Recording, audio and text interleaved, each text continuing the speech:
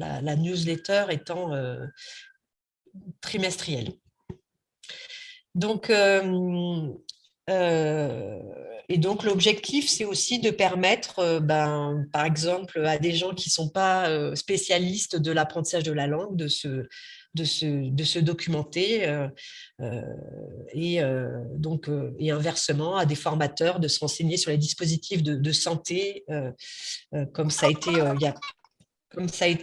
cas. On a eu des conférences par Osiris.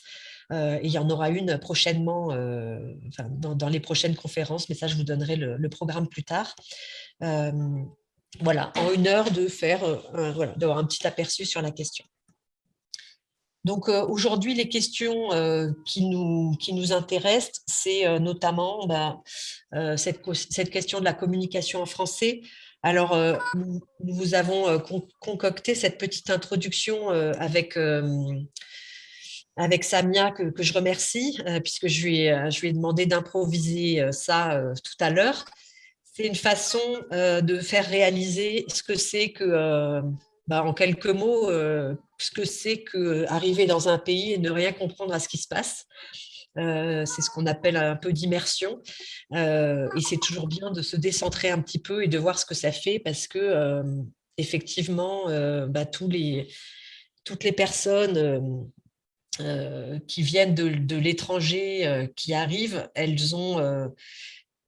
alors, elles ne sont pas forcément toutes dans cette situation, hein. Il y en a qui parlent français, il y en a qui parlent un peu français, il y en a qui ne parlent pas du tout français, il y en a qui n'ont jamais été scolarisés, d'autres qui connaissent le code écrit, mais dans leur langue d'origine, qui ont soit le même alphabet ou pas le même alphabet. Mais en tout cas, quand elles sont très peu francophones, elles vont être confrontées à ce petit charabia et surtout souvent le sentiment d'être un petit peu, comment dire, déclassé, voire idiot, parce qu'on ne parle pas la langue en fait. Et le fait de ne pas parler une langue et donc de ne pas pouvoir nuancer ses propos, s'exprimer, dire ce qu'on pense, c'est déjà, c'est un obstacle important. Et ça veut dire aussi, nous, en tant que professionnels qui sommes dans l'accueil, c'est important dans notre posture d'avoir ça en tête pour être vraiment dans la valorisation. En 2 mots, le Centre Ressources Illettrisme, nous avons été créés il y a beaucoup plus que 22 ans. Il y a 25 ans, et notre mission, c'est d'apporter un appui technique, pédagogique aux acteurs de la région. Et notre champ d'intervention est assez large autour des questions d'illettrisme, mais aussi d'analphabétisme, de compétences clés, du CLEA, etc. En gros, ce qui nous préoccupe au CRI, ce sont tous les adultes qui ne sont pas autonomes dans notre société, notamment parce qu'ils n'ont pas les compétences de base, et avec, bien entendu, au cœur de ces compétences de base, les compétences écrites, la lecture et l'écriture. Aujourd'hui, nous allons être centrés plutôt sur la question de la langue française, hein. Donc, voilà. Alors, qu'est-ce que c'est communiquer dans une langue? Alors, je vais être vraiment très, très basique. Je vais rappeler, une langue, c'est d'abord de l'oral et c'est également de l'écrit. Donc, et de la même manière, il y a des questions il y a la question de la compréhension et celle de l'expression. Donc, comment je comprends en français et comment je m'exprime en français. Et ça, si on les couple ensemble, ça va donner les 4 grandes compétences en matière pour évaluer le niveau de langue d'une personne. Donc, sa compréhension orale, sa compréhension écrite, son expression orale, son expression écrite. Alors, juste pour vous dire que pour ma part, je vois pas enfin, si je mets le chat, vous allez le voir aussi. Donc, je demanderai s'il y a des questions, des remarques, je demanderai à mes collègues de m'interpeller. Donc, sur cette question de la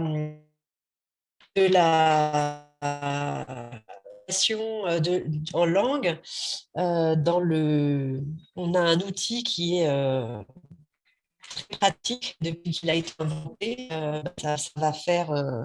Ça fait plus de 20 ans maintenant. C'est le cadre européen commun de référence pour les langues et qui va permettre en fait de situer le niveau des personnes de façon croissante euh, à partir des compétences qu'ils détiennent ou des compétences à viser et non à partir de savoir qu'ils connaîtraient. Est-ce qu'ils savent conjuguer le verbe être et avoir au présent, etc. Non, là, c'est qu'est-ce qu'ils savent faire. Euh, et ce cadre, ce qui est très intéressant, c'est il est utilisé dans l'ensemble des, des pays de la langue européenne, de l'Europe, je veux dire, pardon. Et donc, il permet en fait de savoir ce qu'une personne fait en anglais ou en français. Si on a un niveau B1, on saura faire la même chose en français, en anglais, en portugais, en espagnol, en italien, etc. Euh, Par ailleurs, dans le cadre de cet apprentissage, on va utiliser des méthodes pédagogiques pour apprendre le français le plus rapidement possible euh, aux adultes que nous accompagnons, qui n'ont pas beaucoup de temps et qui ont une urgence, celle de parler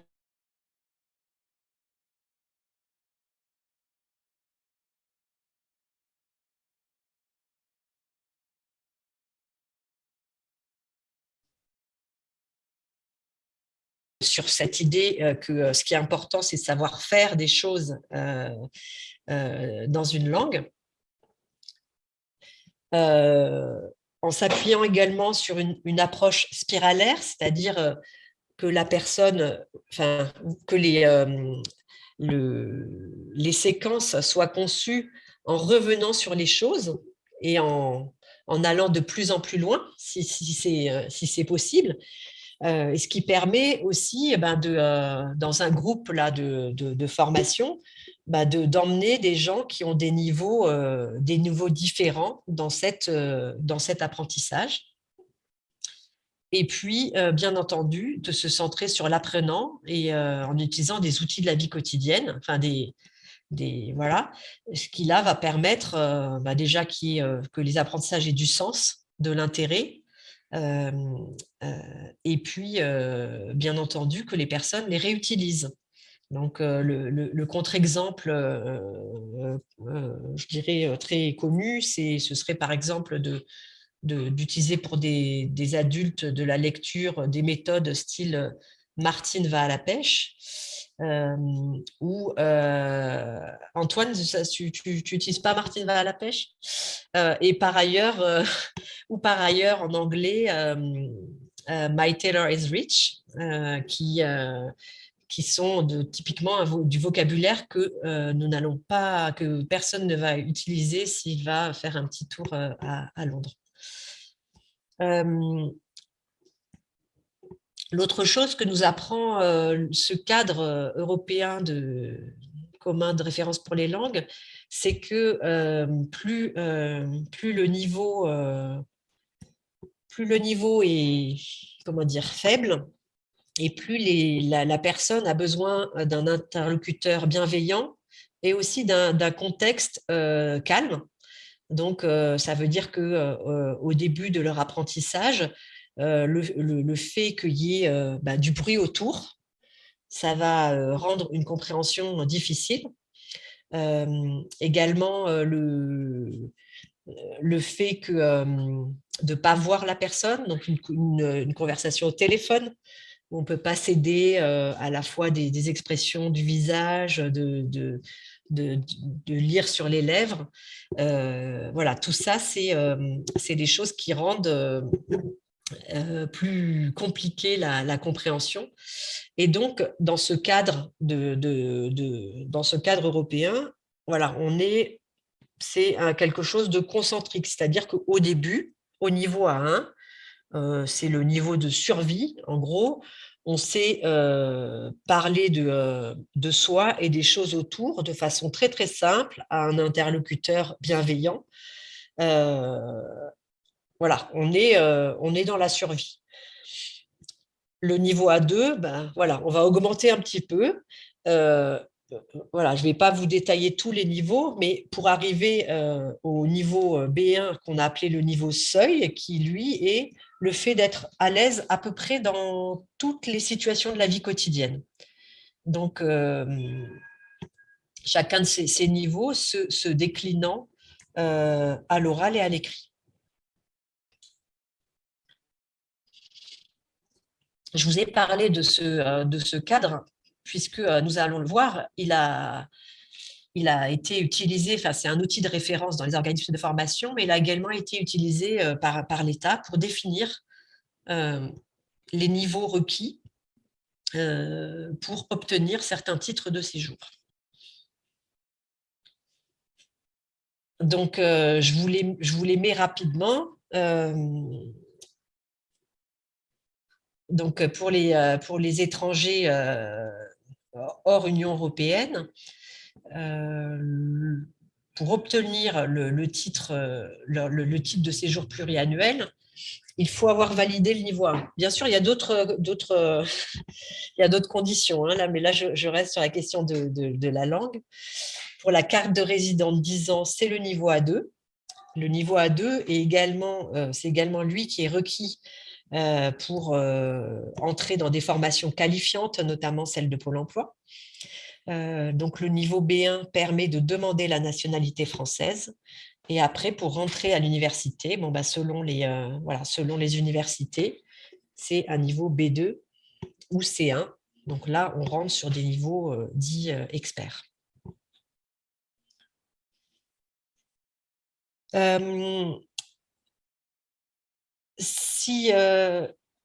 Attendez, il y a des questions, Elisabeth, ou pas spécialement? Il y a eu juste quelques réactions au niveau, pour savoir si le niveau 1.1 était le niveau minimal. Je crois que c'est Antoine qui posait cette question. Et puis plus technique, c'était de savoir s'il serait possible de réécouter le webinaire. Parce qu'apparemment, voilà, il y a des problèmes de connexion pour certains. Ok. Alors, pour réécouter le webinaire, oui, ce sera possible, mais pas immédiatement. C'est-à-dire que là, il faudra Enfin, ce sera possible, mais je ne sais pas à quel moment. Voilà. Sur le A1.1, je vais revenir du coup d'un cran. C'est vrai que là, on l'a enlevé le A1.1. C'est un niveau qui a été défini en France pour permettre, donc avec un diplôme associé qui est le DILF, pour permettre d'avoir une étape, notamment pour les publics non scolarisés, n'ayant jamais été scolarisés, donc les publics dits analphabètes, qui, en fait, quand ils arrivent en France, doivent, en plus d'apprendre à parler français, doivent apprendre à un code écrit. Et donc, c'est vrai que c'est quelque chose de long. Et le niveau, le A1.1, qui est principalement, enfin, qui peut être obtenu uniquement avec l'oral, permet du coup de sanctionner un niveau et voilà, avec sans écrit. C'est vrai que ce que j'ai pas dit, c'est que plus on avance dans les niveaux du CECR, plus la part de l'écrit s'intensifie et se complexifie.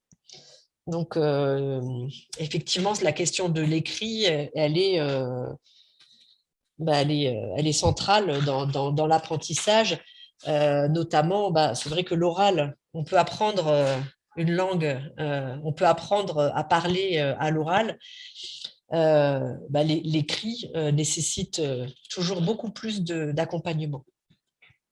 J'en profite juste pour te dire que du coup, je mets les ressources au fur et à mesure dans le chat, ce qui permet d'aller d'aller un petit peu plus loin si les participants souhaitent télécharger d'autres sources. Et Antoine nous dit qu'il est en train aussi de capturer en vidéo la conférence et donc il se propose de la communiquer à qui veut. Donc je pense qu'il faut qu'Antoine donne ses coordonnées peut-être.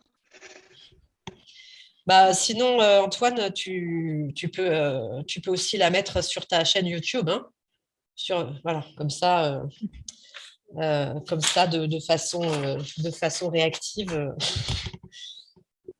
Ceux qui veulent la revoir pourront.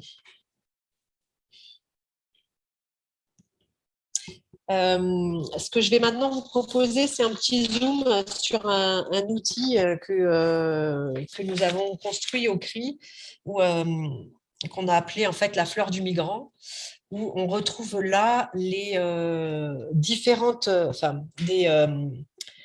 c'est un outil d'information sur lequel vous allez avoir un premier niveau d'information sur un certain nombre de thématiques qui nous ont paru primordiales quand on accompagne des personnes étrangères. Et donc, vous voyez à l'écran les différentes thématiques, hein, ça va de la formation linguistique, bien sûr, mais aussi sur les questions d'emploi, de culture, des questions de séjour, santé, logement, diplôme, expérience et formation. C'est vrai que c'est particulièrement, enfin, il y a un certain nombre, il y a pas mal de ressources et d'outils qui existent, hein. Là, ce qu'on a, on a fait une entrée généraliste qui permettent du coup après de réorienter au bon endroit ou de moins d'avoir des informations qui soient pertinentes. Si je prends la question de séjour, dans notre région, on a la chance d'avoir un centre ressources espace qui va apporter des informations du côté du droit des étrangers. Ils organisent des formations, mais ils ont aussi une hotline pour les professionnels. Ils sont répertoriés à cet endroit-là, etc. Nous sommes d'ailleurs en train de travailler avec Espace pour pouvoir affiner une cartographie des acteurs. Donc ça, si vous abonnez à la newsletter Archipel, vous serez tenu au courant quand elle sortira.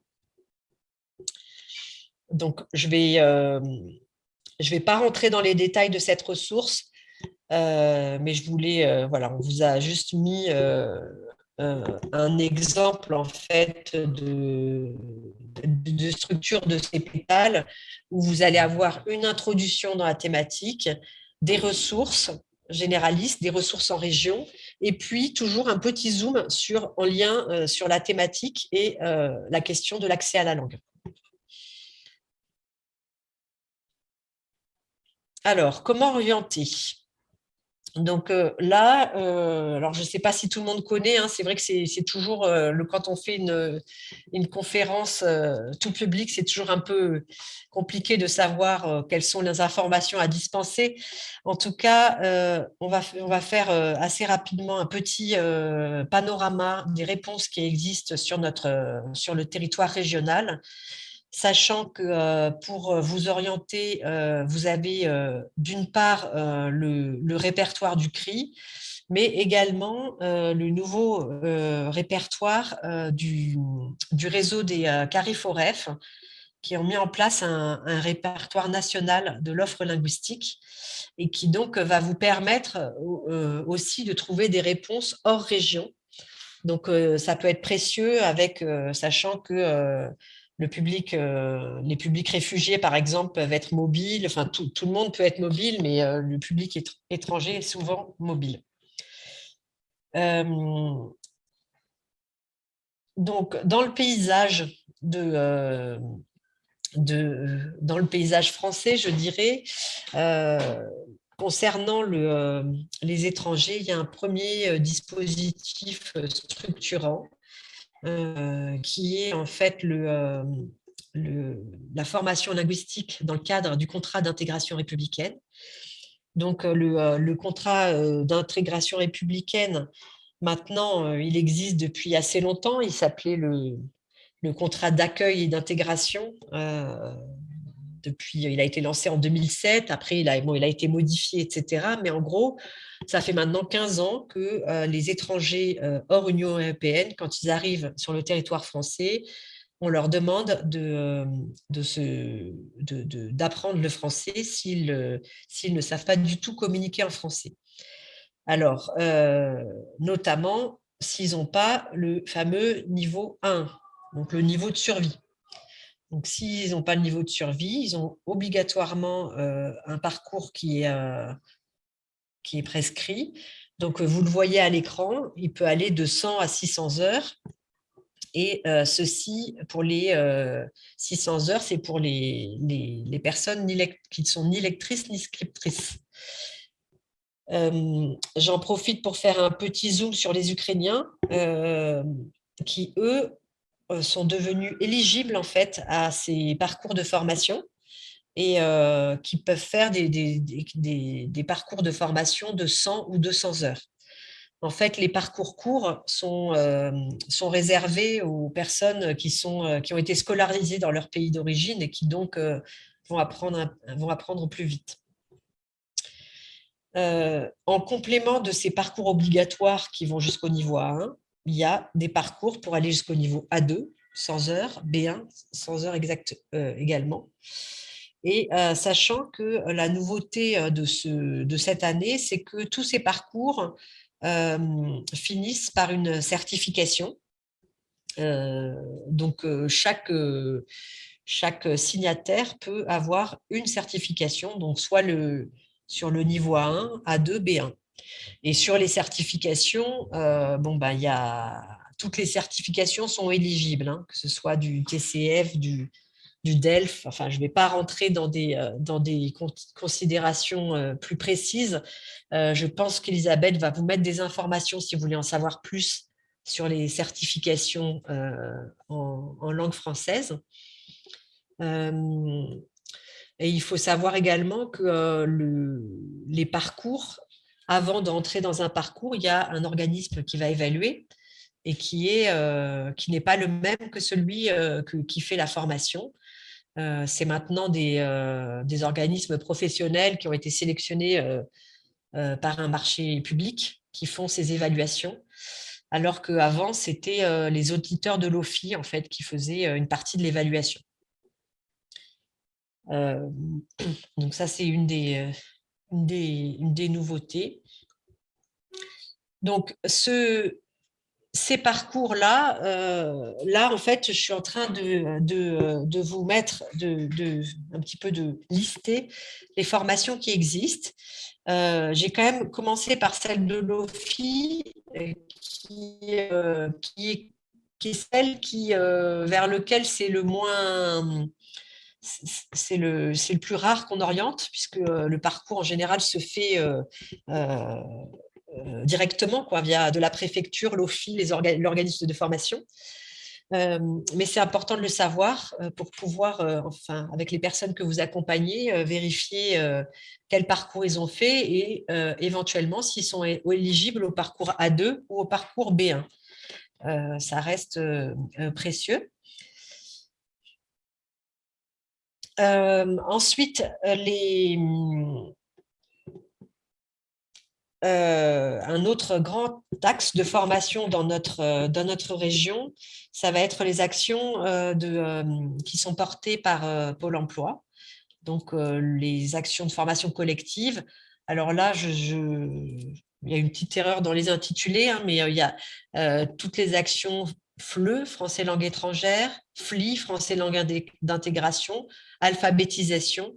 Il y a en ce moment énormément d'actions Pôle emploi enfin énormément, voilà, beaucoup plus qu'avant qui existent, et donc c'est un vrai axe pour les personnes.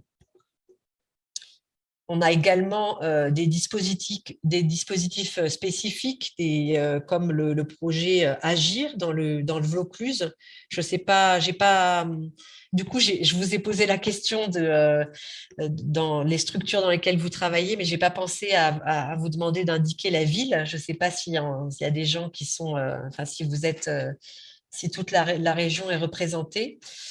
Le dispositif HOPE qui permet en fait un accompagnement du logement jusqu'à la mise en œuvre d'un métier.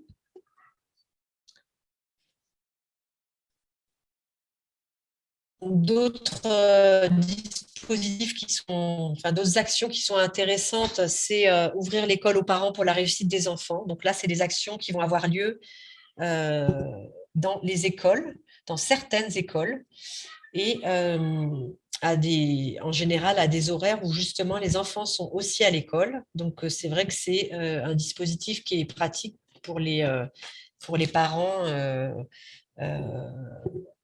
qui n'ont pas de moyens de garde, etc. Et donc là, cette action-là, elle est ouverte à tous les parents. C'est important de le savoir. Voilà, pour l'emploi, il faut être demandeur d'emploi. Là, au EPRE, il faut être parent quand même. Et voilà. Ensuite, on a d'autres actions un peu dans le même genre, mais qui sont sur d'autres financements, qui sont les actions éducatives et familiales. La troisième catégorie qui est bien représentée, je dirais, dans notre région, ce sont les actions linguistiques de proximité. Donc, sur notre site internet, on les appelle les actions à visée d'insertion. Et donc là, en général, c'est des actions qui ont été conçues à partir des besoins d'un territoire, de ce qui a été identifié par une association, un centre social, et avec la mise en place du coup de soit un accompagnement, soit plus rarement de la formation. C'est là quand même une grande différence.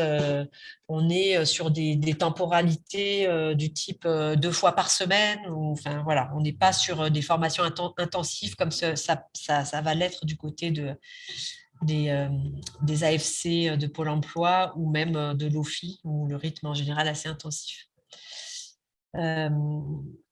Enfin, nous avons également des actions linguistiques en direction des bénéficiaires du RSA. Alors ça, c'est surtout pour les Bouches-du-Rhône, puisqu'il y a un marché linguistique en cours, avec également une plateforme d'évaluation qui est le CANA. Et sur d'autres départements, il y a également des actions, mais elles ne sont pas structurées en marché public. Il peut y avoir des actions, ça dépend ça dépend des moments, on va dire ça.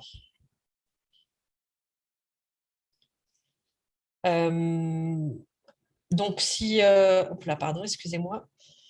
Donc, si vous souhaitez retrouver ces différentes actions, vous pouvez les retrouver sur le site du CRI, soit par le biais d'une recherche guidée, soit par le biais d'une recherche avancée. Donc, la recherche guidée, est-ce que j'en ai mis un petit extrait? Voilà, la recherche guidée, on est parti plutôt sur des besoins de la personne. Et puis après, vous avez dans la zone de recherche, vous pouvez choisir département, ville, etc. Et tandis que dans voilà, j'ai détaillé un petit peu. Donc, voilà, je veux me remettre à niveau dans le cadre d'une recherche d'emploi, dans le cadre de mon activité salariée, à travers une activité culturelle, pour aider un enfant dans sa scolarité. Donc, on a mis des possibilités en fonction aussi des réponses existantes. Et donc, une fois que vous avez fait ça, vous allez atterrir sur les réponses qui sont existantes. Vous avez là un tableau sur lequel vous pouvez classer, soit par type d'action, par lieu de formation. Vous pouvez aussi garder votre recherche avec une URL courte. Vous pouvez imprimer votre recherche, la modifier, télécharger le résultat. Voilà, on a essayé de simplifier les choses pour qu'elles puissent être utilisées. On a également une fonction disponibilité qui, par contre, était très peu complétée puisqu'on on a eu espoir à un moment Enfin, voilà, parce qu'il faut que les organismes répondent eux-mêmes et que c'est extrêmement chronophage. Donc, voilà. Donc, c'est rempli qu'à certains endroits. Est-ce que j'ai oublié quelque chose, Elisabeth? Ah oui, alors ensuite, l'autre chose sur laquelle je voulais attirer votre attention, c'est que c'est un nouveau service dans notre région. Se sont mis en place sur les départements des plateformes linguistiques d'évaluation financées par l'État. Et c'est pas que dans notre région, c'est, je dirais, sur toute la France, qui ont pour mission d'évaluer le niveau des personnes et de les orienter avec cette idée de pouvoir faciliter le parcours. C'est vrai que le parcours, c'est un mot qu'on utilise beaucoup. Il y a parfois un fantasme sur l'envie que les personnes aient un parcours linéaire. Or, la vie est rarement linéaire et en matière de compétences linguistiques, c'est la même chose. Je veux dire par là que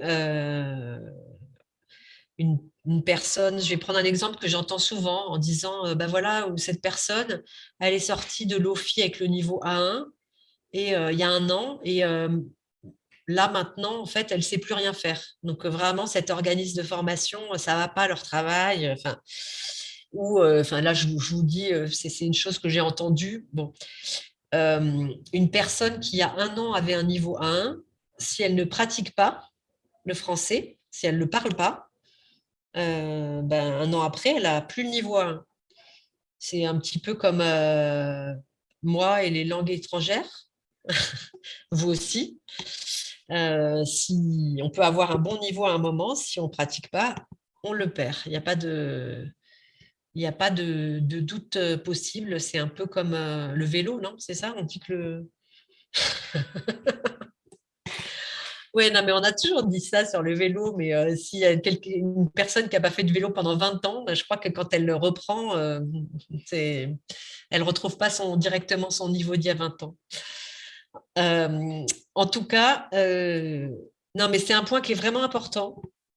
C'est qu'effectivement, pour soutenir l'apprentissage de la langue, il faut absolument que les personnes qu'on accompagne, elles parlent le français, elles l'écrivent le plus possible, en fait. Et qu'elles conservent ça. Donc, ça, c'est vraiment le conseil que je donne à toutes les personnes qui sont, enfin, par rapport à la question aujourd'hui, c'est voilà, trouver des moyens pour que les personnes n'arrêtent pas de pratiquer. Sinon, elles ont fait beaucoup d'efforts pour apprendre et elles risquent de reperdre. Et au bout d'un moment, ça devient très décourageant de reperdre, de recommencer toujours les mêmes choses. Donc, voilà, je vous invite à accompagner ce mouvement-là.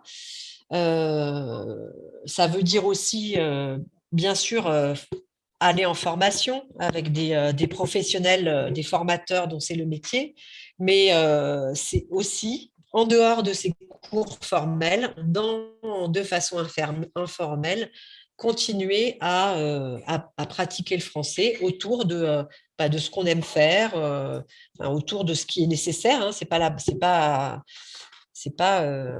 voilà, en s'appuyant sur la vie quotidienne des personnes.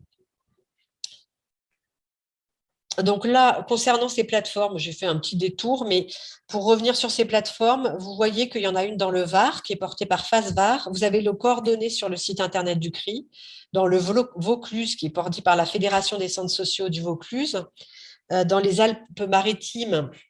c'est Reflet qui porte cette plateforme. Alors, ils sont en cours de renouvellement. Je ne sais pas exactement si l'action va pouvoir se poursuivre. Et nous, au CRI, nous avons une plateforme sur le territoire de Marseille.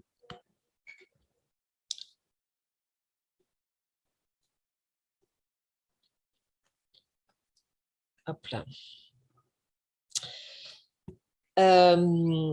Donc là, justement, c'est un petit lien pour illustrer ce dont je parlais juste avant, à savoir un travail que nous avons mené, que nous avons mené au CRI et notamment qui a été mené par Aurore Barraud autour d'un répertoire des outils numériques pour la formation de base. Et donc, dans ce répertoire sont listés tous les, enfin, non, pas tous, mais on n'est jamais exhaustif, mais des outils qui permettent d'apprendre en autonomie, que ce soit de la communication français ou les compétences numériques. Donc, là, je vous en ai mis un extrait en fait de ce répertoire avec le profil des personnes.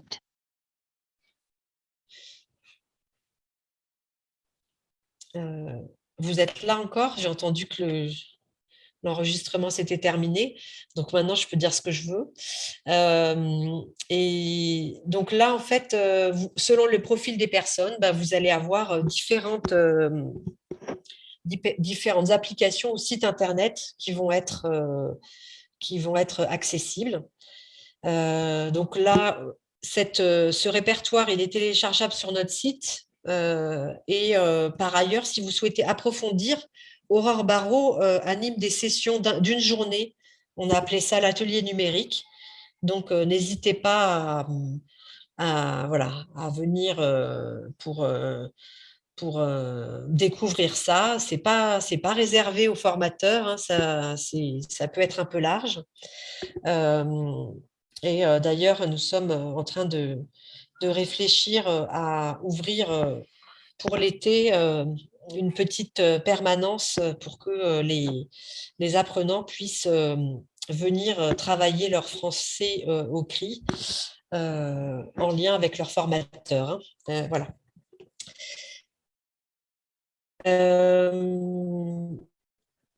Voilà, bon, là, il y a la deuxième page, mais je vais peut-être pas, je vois que j'ai été un peu bavarde. Recording in progress. Voilà, donc là, c'est la deuxième page. Je ne vais pas rentrer forcément dans les détails, sachant que justement, ce répertoire, il a fait aussi l'objet d'un webinaire. Donc, si vous souhaitez le découvrir, je sais qu'Aurore l'a déjà présenté, mais je voulais quand même attirer votre attention sur ces questions, sur cet outil. Je vais vous donner un petit peu la parole s'il y a des questions, des compléments, des remarques, des protestations.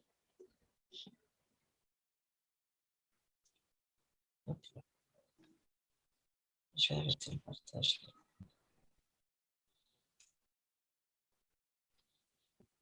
Je n'ai pas vu de questions dans le chat, mais malheureusement, j'ai été éjectée de la salle pour des raisons techniques. Je suis revenue et du coup, j'ai perdu les éléments du chat.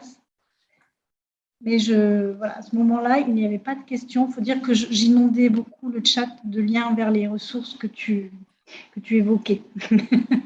Ce n'était pas propice à l'espace pour les questions. Bonjour. Oui, bonjour. On a une petite question de Albertou, assistante sociale à Galilée. Je me demandais comment, là, on va accueillir des Ukrainiens et comment ils peuvent avoir accès à la formation de l'OFI, des 100 ou 200 heures. Alors, vous êtes basé où, en fait? À Marseille. À Marseille. Alors, là, ce que je vous conseillerais, c'est de vous rapprocher du porteur du marché de l'office, c'est-à-dire le CRFP, et de les appeler directement, en fait, parce que voilà, c'est comme ça que ça, je pense que c'est comme ça que ça ira le plus vite. Si vous voulez qu'on vous donne l'adresse de contact, Je vais en la tout mettre dans le cas, chat. ouais, voilà, parce que sur notre, ça peut être, je sais enfin, sur Marseille, il y a plusieurs organismes qui accueillent, qui portent le dispositif OFI. Donc, vous pouvez essayer. Le plus simple, ça me paraît être le porteur, mais ça peut être aussi les autres partenaires. Ok, Et merci. sachez également que, enfin, selon, vous pouvez aussi les envoyer sur notre plateforme d'évaluation à Marseille, Passéo.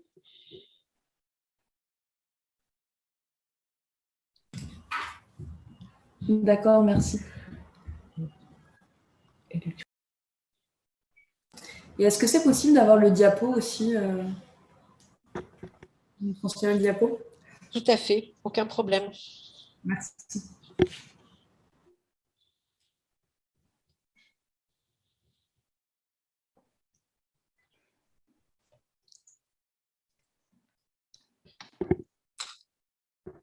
Est-ce que vous avez d'autres questions?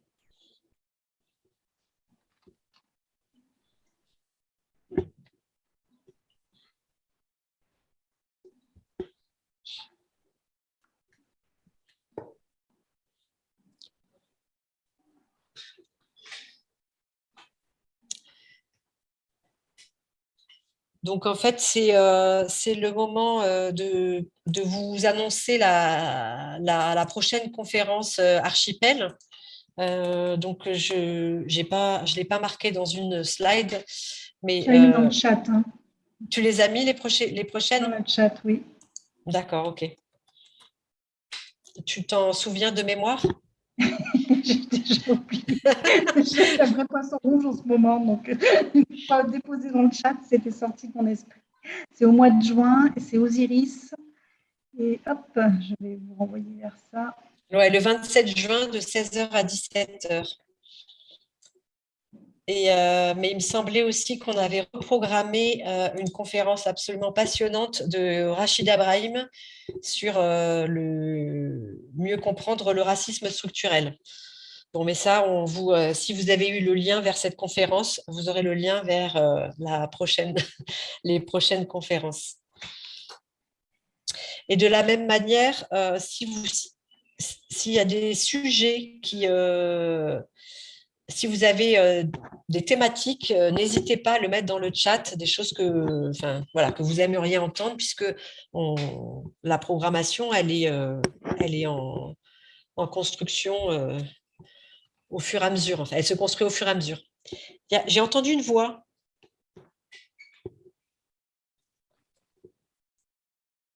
Oui.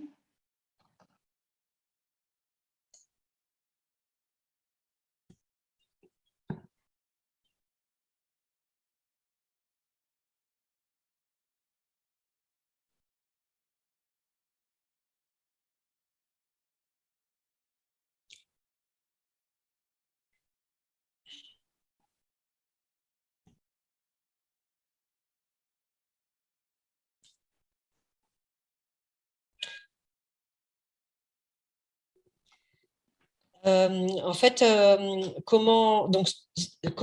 ne suis pas sûre d'avoir tout à fait compris, mais c'est comment on répond à un marché public ou comment.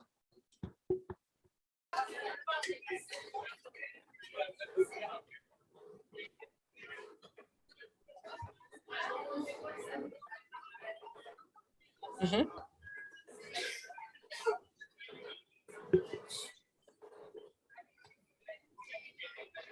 Alors, je je suis pas sûre qu'on ait développé ça, effectivement. En fait, là, je dirais, c'est un autre versant un petit peu moins pédagogique, mais tout aussi important, qui est répondre à un marché public.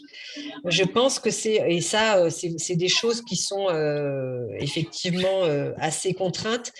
Je pense que du côté du Cariforef, Oui, je l'ai vu dans leur Provence-Alpes-Côte catalogue. d'Azur, il doit y avoir des formations pour apprendre à répondre à un appel d'offres. Enfin, pour apprendre, voilà, pour rentrer dans la question. Tout à fait. Oui, je l'ai vu au catalogue du CARIF de 2022, c'est de la formation sur la réponse au marché public. Ah oui, d'accord. Oui, Cariforef. Je vous mets le lien dans le chat. En fait, ouais, le Cariforef, c'est précieux parce qu'il y a tout un tas de ressources et d'informations sur la formation professionnelle. Là, je dirais, toute thématique comprise. Donc, ça permet voilà, de suivre l'actualité institutionnelle.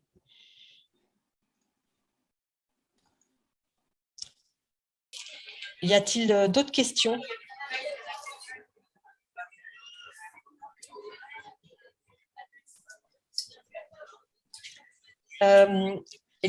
Samia, il y a un questionnaire d'évaluation pour les conférences. Enfin, quand je dis habituellement, est-ce qu'on a fait un questionnaire d'évaluation pour les conférences, non ? Non. Pour donner l'avis, des suggestions ? Pas pour les conférences Archipel, non. D'accord, ok.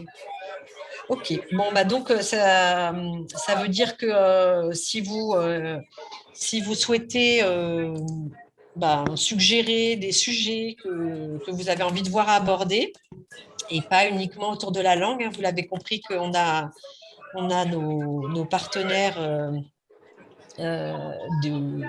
sur toutes les thématiques de santé, logement, accès aux droits, etc., des pétales. On essaiera de vous répondre. Je vous ai mis mon adresse email.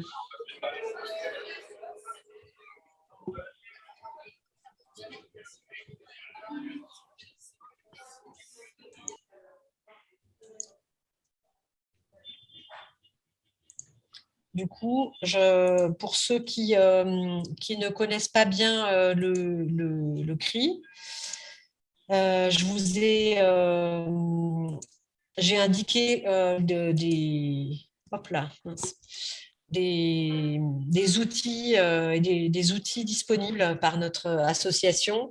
Donc, sur notre site internet, illettrisme.org, donc le répertoire que nous avons vu. Il y a également du coup le numéro vert 0800 11 10 35.